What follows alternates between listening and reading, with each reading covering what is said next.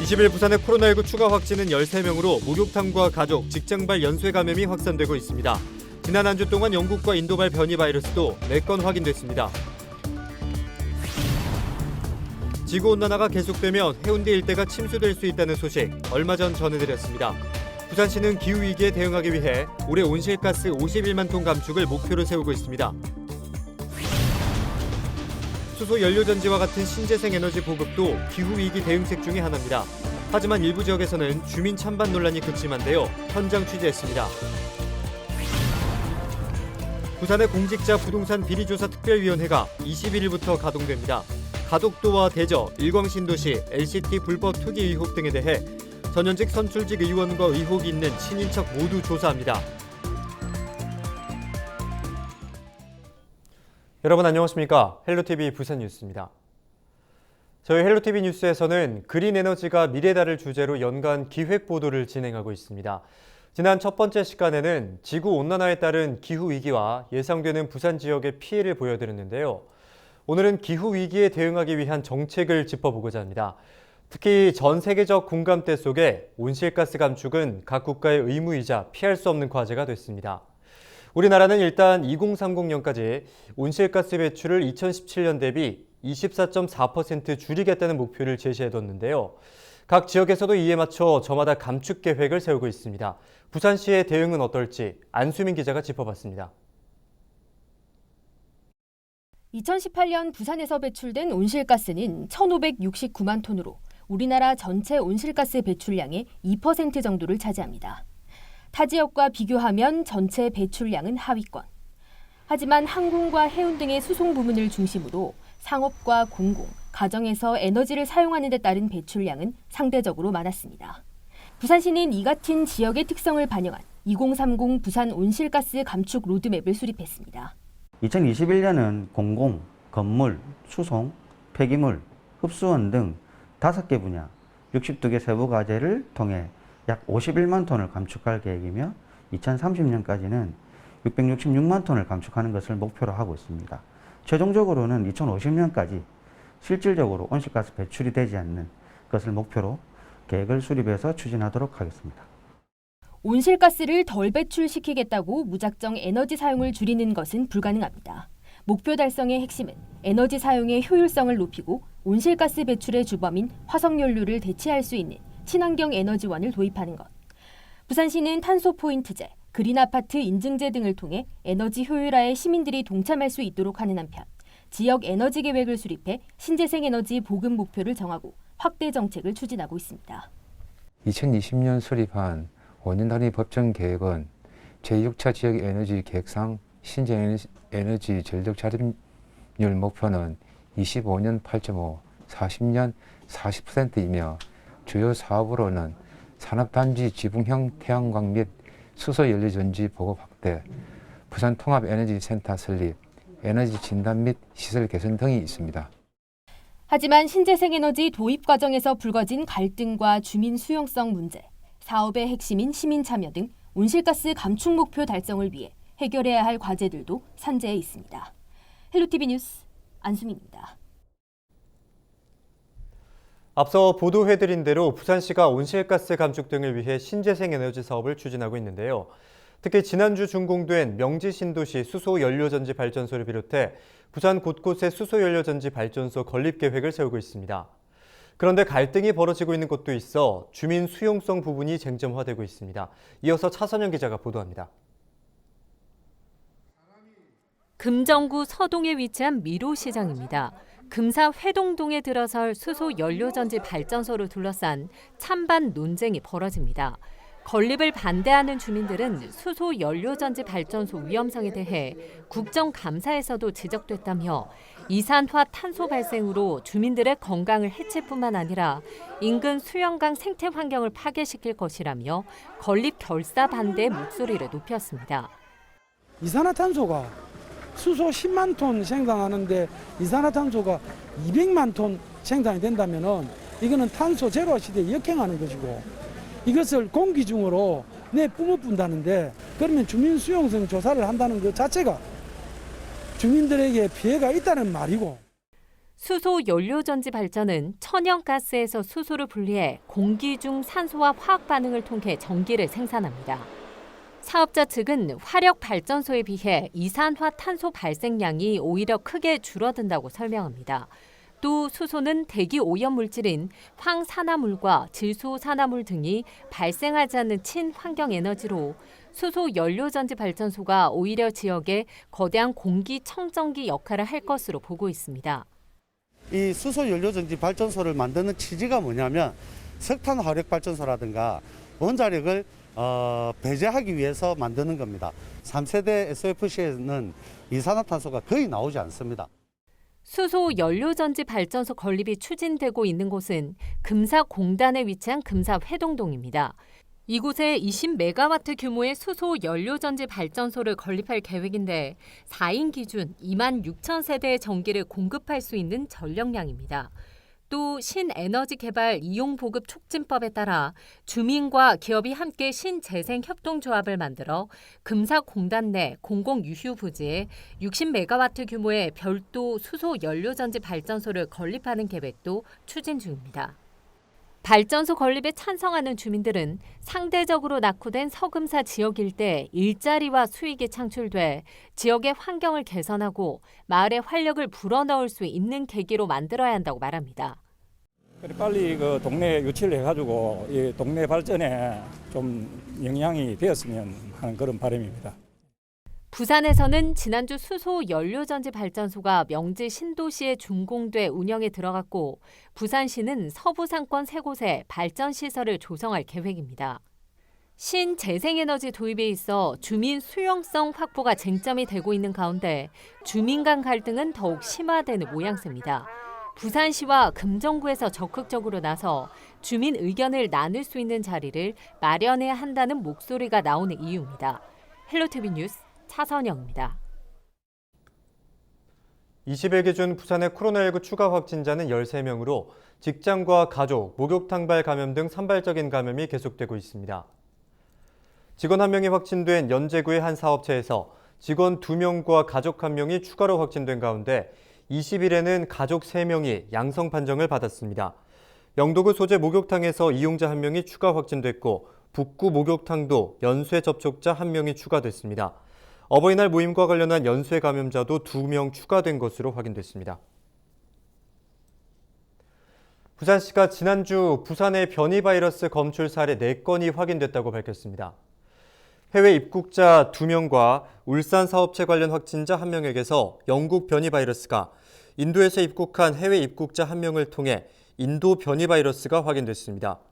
부산시는 4건 중 3건이 해외 입국자로 격리 상태였기 때문에 연쇄 감염이 이뤄질 수 없고 울산 사업체 관련 확진자도 접촉자 조사가 다 끝난 상태라고 밝혔습니다. 현재까지 부산의 변이 바이러스 감염자는 36명으로 영국 변이주가 검출됐거나 역학적으로 관련된 사람이 30명, 남아공 변이주 검출 또는 관련이 5명, 인도 변이주 검출이 1명입니다. 부산시가 지역 중소기업의 원활한 수출을 지원하는 긴급 대책을 마련했습니다. 박형준 부산시장은 20일 브리핑을 통해 현재 물류 대란으로 고통받고 있는 지역 수출 기업을 위한 전국 최대 규모 운인비 긴급 지원을 이어가겠다고 밝혔습니다. 또한 한국무역협회 부산본부와 공동으로 다목적선을 긴급 투입해 직접적인 물량 수송에 도움을 줄 계획입니다. 현실적으로 컨테이너선 확보가 어려운 점을 감안하였습니다. 이달 말까지는 수요 조사를 마무리해서 가능한 한 빨리 선박을 띄우려고 합니다. 신속하게 추진할 수 있도록 기업들의 많은 관심 바랍니다. 통상도시 부산을 선포한 박 시장은 통상 전담기구를 확대하고 수출 원스톱 지원센터를 설치 운영할 계획입니다. 지역 수출업계 인력난을 해소하기 위해 현장형 수출 전문 인력 양성 프로그램을 운영하고 지역대학과 수출기업으로 구성된 컨소시엄을 구성하는 등 상생 수출 산업 생태계 구축에도 힘쓸 계획입니다. 기장군 정관읍에 위치한 의료 폐기물 소각시설의 용량 증설이 추진되면서 지역사회와 기장군의 반발이 커지고 있습니다. 기장군은 의료 폐기물 소각시설의 악취 등으로 주민들이 10년 넘게 고통받고 있는 상황에서 소각 용량 증설은 수용할 수 없다는 입장입니다. 또한 낙동강 유역환경청이 조건부 허가라는 꼼수를 부린다며 감사 청구와 민영사상 허가 취소 소송 등의 강력한 대응을 경고했습니다. 이와 더불어 지역 주민들의 건강권을 확보하기 위해 의료 폐기물 소각장 이전까지 요구하겠다고 밝혔습니다. 한만군하고 군북 면민들하고 한만군 의회하고 총 걸비했습니다. 그 낙동위원청에서 이거 허가 못 내줬다 아닙니까? 그런데 우리 기상군은 왜 이럽니까? 왜 앞장서가지고 법도 무시하고 절차 무시하고 낙동위원회 앞장서가 업자의 편에 서가지고 왜 이래 조건 허가를 강행하려고 하는지 이해를 할 수가 없다니까요. 기장군은 20일 의료 폐기물 소각 용량 증설 허가 반대 TF팀을 구성하고 대책 마련을 위한 첫 회의를 개최했습니다. 또한 정관 지역 주민들도 증설 중단이 아닌 시설 이전을 위한 서명 운동에 돌입하고 16일 대규모 집회를 예고했습니다. 부산의 공직자 부동산 비리조사 특위가 오는 21일부터 본격적인 활동을 시작합니다. 부산 지역 여야정은 지난 3월 공직자 부동산 비리를 위한 특별 조사를 합의하고 관련 조사위원을 여야정에서 3명씩 추천하기로 했습니다. 부산시는 이성권 정무특보, 유교원 시민행복소통본부장, 김경덕 시민안전실장을 조사위원으로 위촉했습니다. 이에 따라 총 9명의 조사위원 구성이 완료된 가운데 가덕도와 대저동, 일광신도시, LCT 불법 투기 의혹 등에 대해 전현직 선출직 전원과 직계가족, 의혹이 있는 친인척 모두에 대한 조사가 이루어질 계획입니다. 부산시가 국민권익위원회와 청렴사회구현을 위한 업무 협약을 체결했습니다. 두 기관은 이번 협약에서 공직자의 반부패 인식을 제고하는 청렴 교육을 강화하고 적극적이고 선제적인 부패 공익 신고자를 보호하는 등 국민의 권익 보호 협조와 지원을 위해 노력하기로 했습니다. 앞서 권익위는 부산시의회와도 반부패 청렴 문화 확산을 위한 업무 협약을 맺었습니다.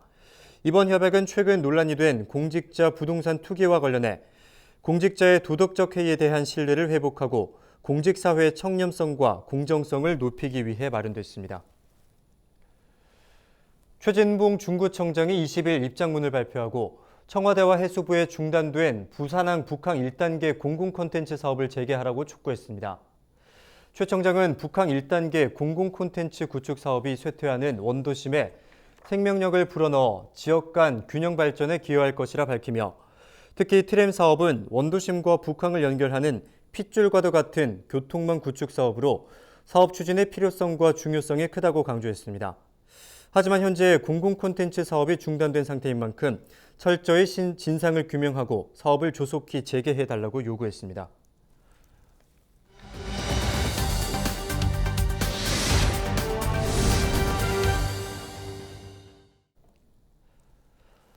지난해 부산시 주간축제로 유일하게 열렸던 축제가 바로 부산 원도심 골목길 축제라고 합니다.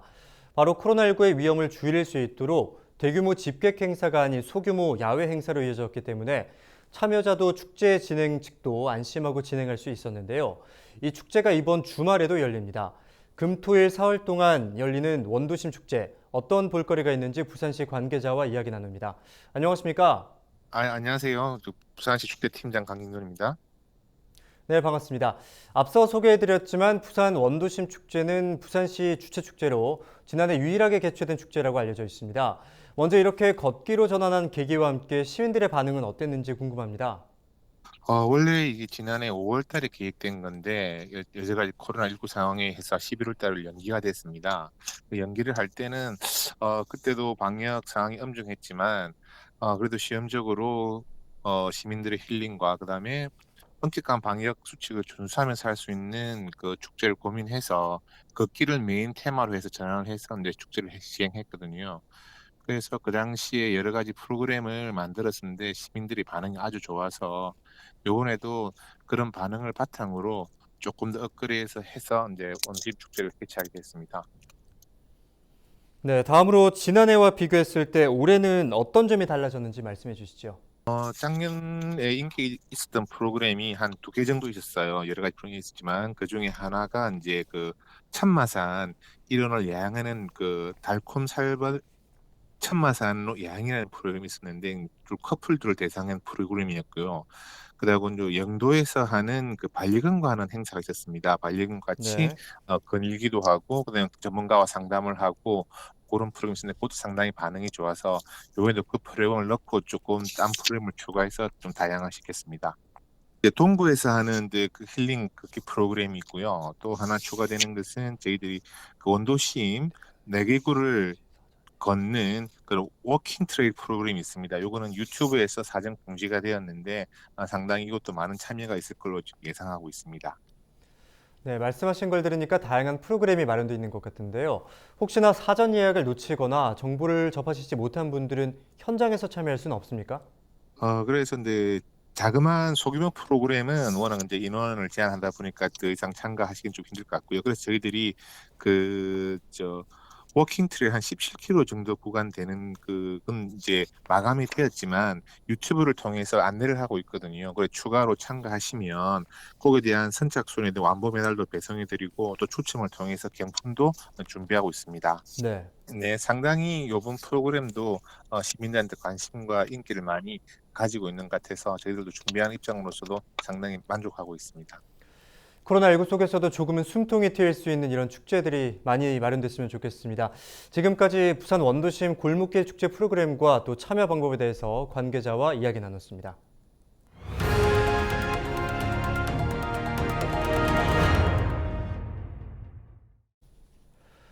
한국케이블TV 방송협회와 방송콘텐츠진흥재단이 1인 방송국과 지역 채널의 협업을 위해 업무 협약을 맺었습니다.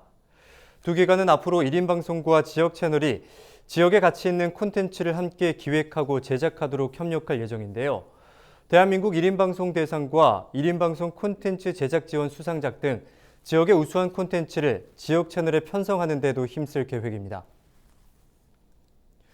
신종 마약 광고 동영상을 누구나 볼 수 있는 온라인상에 게시하고 홍보용 전단까지 무작위로 배포한 간큰 30대가 검찰에 구속 송치됐습니다.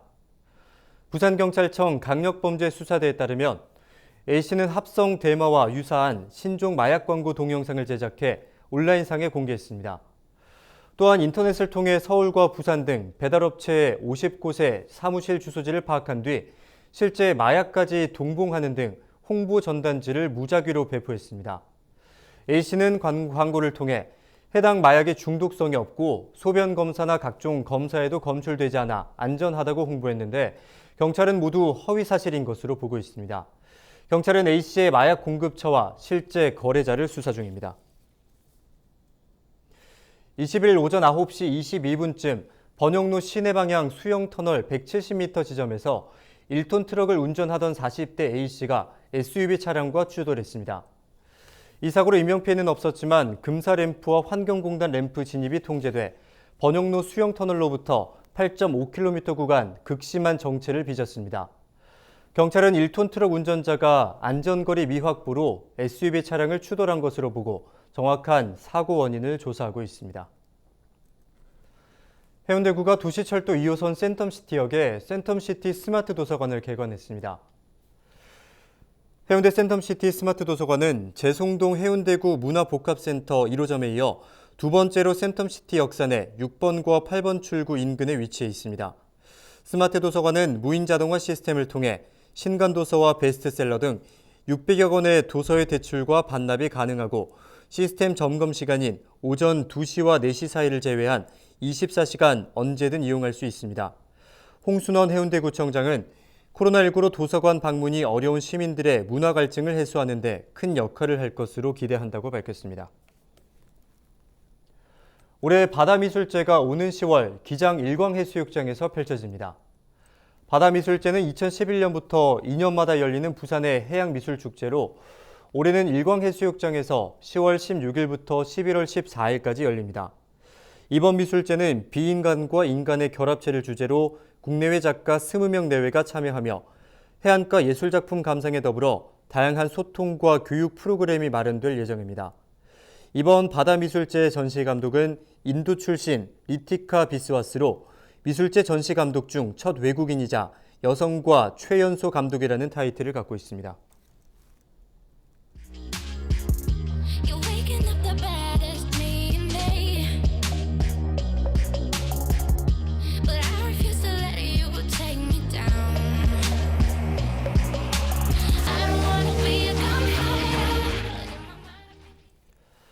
오늘 저희가 준비한 소식은 여기까지입니다. 함께해 주신 여러분 고맙습니다.